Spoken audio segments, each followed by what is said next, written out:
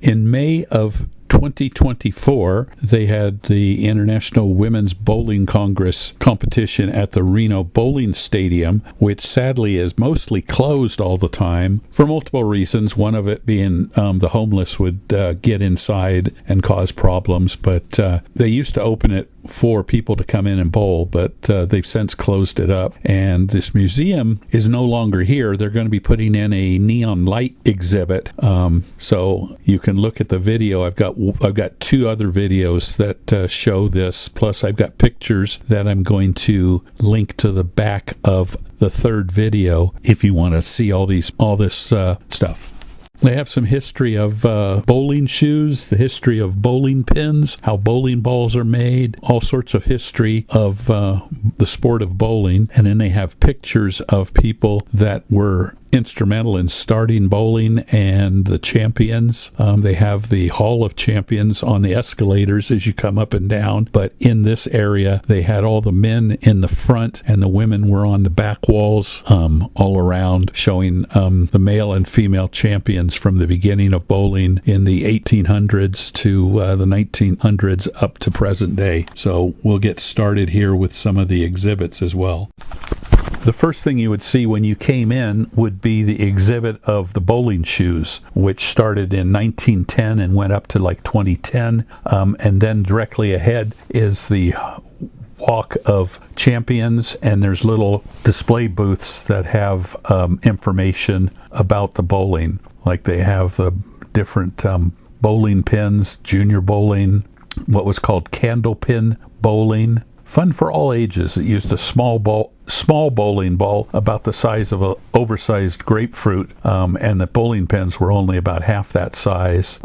They had the bowling pins looked more like tubes instead of the bowling pins, and then they had some champion trophies and awards, mugs and other things. Had some wooden bowling pins, and then the 9-pin top game. They had some different games, trophies, exhibits, mascots, some stuff showing Australia World Championship, different bowling pins, different awards, watches that were given, little pins and belt buckles, all sorts of stuff. They had little bowling balls. They had a scale, and then they had exhibits of the bowling balls showing how they were made on the inside. It wasn't just a giant ball. They actually did some engineering with them to make them do different things, to make them either spin or curve and that type of thing. Pretty interesting exhibit that they had there showing the engineering a bowling ball from the 1960s, 1970s, 1980s, 1990s to now. They were talking about engineering the sport. Showed how the bowling pins were reset, showed the inside of the bowling pins, what were they made of. Different ones were made of different things. The wooden ones had a center piece at the bottom that was opened.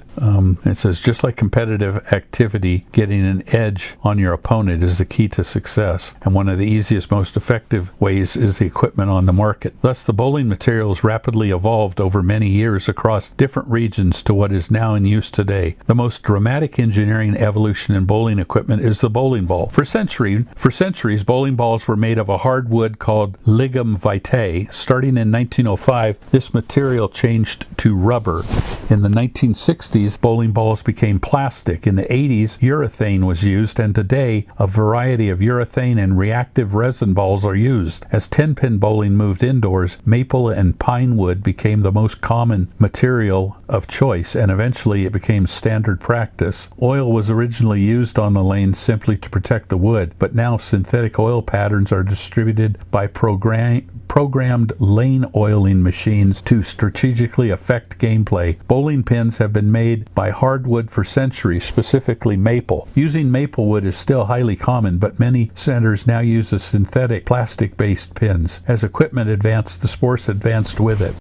They also had some exhibits about the American Junior Bowling Congress, which started in 1947, went to about 1972, to introduce young kids to the game, boys and girls. They have all sorts of stuff about the different bowling balls, complete handbook of junior bowling, all sorts of interesting information that was there at one time. Showed some different comic strips, Peanuts and Fanfare, and a couple other comic strips, cartoons with Tom and Jerry, and other things. They had the Flintstones, the Peanut. They had some really neat exhibits from the Flintstones, like his granite bowling ball and some other things that were pretty interesting to see. The first 30 years it was called Flintstones. It looked like a giant granite ball with a giant crack in it. They even had history going back thousands of years, the early history of bowling. They had toys, exhibits all over the place. It was a very good exhibit. I mean, hopefully the neon signs will be nice, but it was nice to see the history of bowling and all of this, and I'm glad I took all these pictures and video when I was there, because it was kind of rare. The place opened in 1995, and initially they had a lot of people that were coming there, but then I guess over time it died off. But the early history of bowling said in the 1930s, Sir Francis Flinders Petrie discovered a crude form of bowling in a child's grave in Egypt, which could mean bowling traces its ancestry back 3,200 years. German historian William Peel asserted that bowling began in his country about 300 BC or AD. There's substantial evidence that a form of bowling was in vogue in England in 1366 when King Edward III allegedly outlawed it to keep his troops focused on archery practice, and it is almost certain that bowling was popular during the reign of King Henry VIII. The English, French, and German settlers all imported their own variations of bowling to America, such as English skittles, French quilles de neuf, and German Kegelspiel. The game had its ups and downs in America. An 1841 Connecticut law made it illegal to maintain any 9-pin lanes, probably because bowling was the object of much gambling. But the problem, of course, also evidenced its popularity. While it's uncertain where the leap 10-pin game evolved, by the mid-1800s it was prevalent in many states, such as New York, Ohio, and as far west as Illinois. They also had some exhibits about the American Bowling Congress, the first tournament in Chicago in 1901, 6 alleys and 41 5-men teams. They have booklets on the regular meetings of the American Bowling Congress from 1907 to 1913, history of the American Bowling Congress. It was just a lot of good information. By the late 1800s, details like bowling ball weights and pin dimensions still varied by region and made fair competition difficult, but that changed when restaurateur Joe Thumb finally pulled together representatives of various regional bowling clubs. On September 9th, 1895, at Beethoven Hall in New York City, the American Bowling Congress was born. Soon, standardization would be established and major national competitions could be held. In 1901, the first Open Championships, then called the ABC Championships Tournament, was held in Chicago, Illinois. The tournament has been held continuously except during the years of 1943 to 1945 due to World War II, and is recognized as one of the largest participatory competitions in the world. In addition to the Open Championships, ABC regularly held a variety of tournaments and awarded those with trophies, medals, patches, pins, and certificates, as seen here.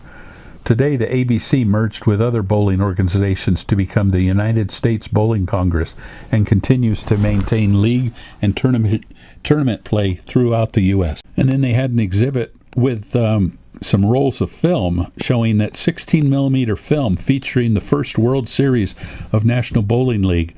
They have approximately 1,400 films in the museum's film collection. One copy had been digitized. However, the majority of the collection still needs to be digitized. The mission of the museum's Frame for Frame project is to preserve the rich history of bowling conserved on the deteriorating film collection. And it's too bad that they did away with that exhibit, because that would be something you'd want to have there so people could maybe donate. because they said you can help save these important films by visiting our website at www.bowlingmuseum.com. They also had some exhibits talking about the bowling ball bag, where you would put your shoes and the bowling ball and come to the lane, as well as the women's fashion from the 40s, 50s, and 60s and 70s. They had all sorts of nice exhibits here. They also had information about the scorecard system, how it started and how it's evolved. And they had pictures of old bowling lanes and people bowling. A lot of interesting stuff.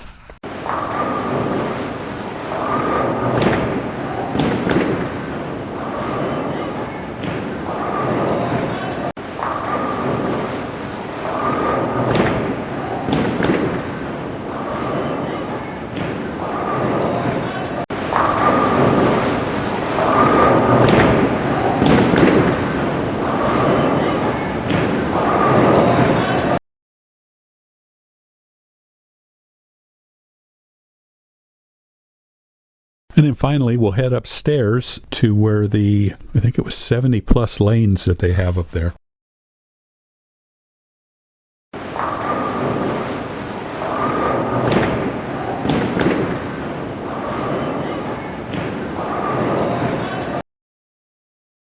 And then finally, we'll head upstairs to where I think it was 70 plus lanes that they have up there.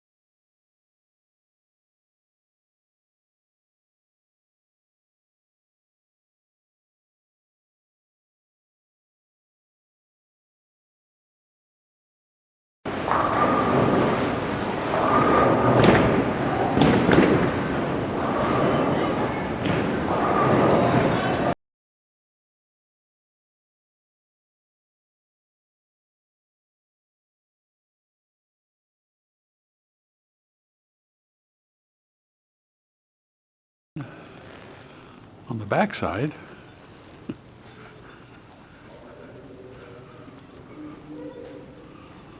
all the bowling champions.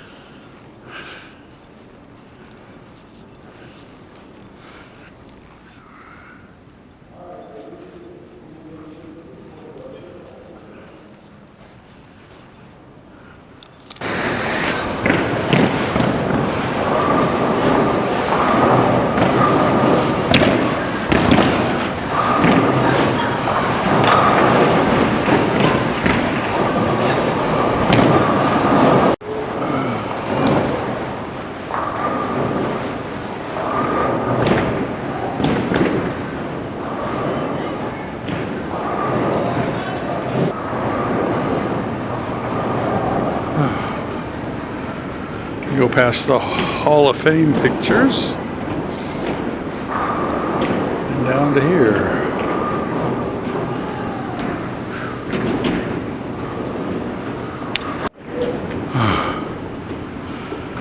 So,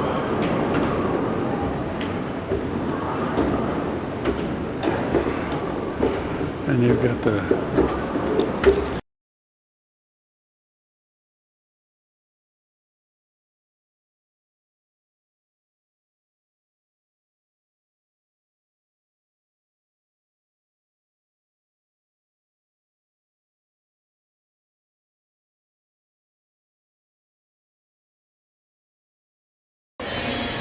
Looks like there's 78 lanes here.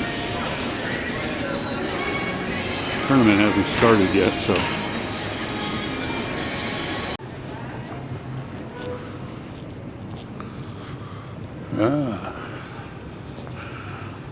They're still opening here. We'll come back later.